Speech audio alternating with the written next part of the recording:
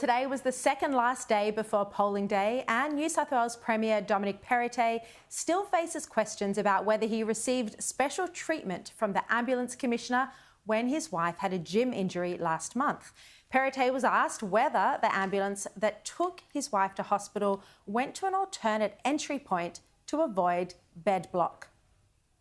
When your wife arrived at hospital, did the ambulance take her to an alternate entry point to avoid bed block, and were 3 consultants waiting to meet her? I don't know. It's a matter for New South Wales Health. I wasn't with my wife. I got there separately. And secondly, my wife was obviously paralysed on a stretcher, and she would have followed the instructions and the instructions of the health team at Royal North Shore. Will you release the call logs? That's a matter for New South Wales Health. The Premier said the media needed to direct those questions to New South Wales Health, as you heard. New South Wales Health then said that the media should direct those questions to New South Wales Ambulance team. And New South Wales Ambulance then refused to answer our questions. This is despite the Premier promising to give transparency on the issue. I've been completely transparent in relation to this situation. I can't be clearer about what happened. Never at all did I seek to get any treatment ahead of anyone else. OK, let's cross live now to Sky News' Danica De Giorgio, who's been on the campaign trail this week. Danica, why is this an issue for the Premier in the final days of the campaign? Well, Sharri, it becomes an optics issue for him. He maintains that he was not given any special priority, but it's the fact that he called the Health Minister, Brad Hazzard, who then told the Ambulance Commissioner, and then the Ambulance Commissioner has then called for an ambulance. That's where the issue is here.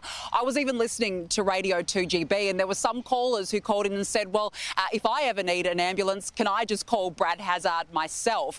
It comes during a week where there are thousands of paramedics across the state on strike over pay and conditions. They say they simply do not have enough staff. But also bear in mind, a Bureau of Health report that came out last month said that ambulance demand is at a record high in this state. So it becomes a perception, it becomes an optics issue, and it's something that is likely to follow the Premier around in the last few days of the campaign, Sharri.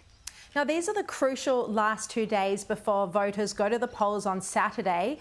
Where have Dominic Perrottet and his rival, Labor leader Chris Minns, been today? What have they prioritised in these crucial last 48 hours? Well, it was interesting. Today, Dominic Perrottet actually spent time in seats that are normally Liberal held. He went to Drummoyne in the inner west. He also went to Ryde on the lower North Shore. But both of the sitting MPs in those seats, they're retiring. The fact that Dominic Perrottet went to safe seats 2 days out from an election is really telling. They're obviously very worried. Today he announced that in the first 100 days, if he is successful on Saturday, he will prioritise lowering energy bills for every household. He also says he wants to transition into gambling reform, but his priority is to expand the Kids Future Fund, which we know is his real signature policy this election. On the other side of politics, though, Chris Minns spent time in regional New South Wales. He went to Goulburn.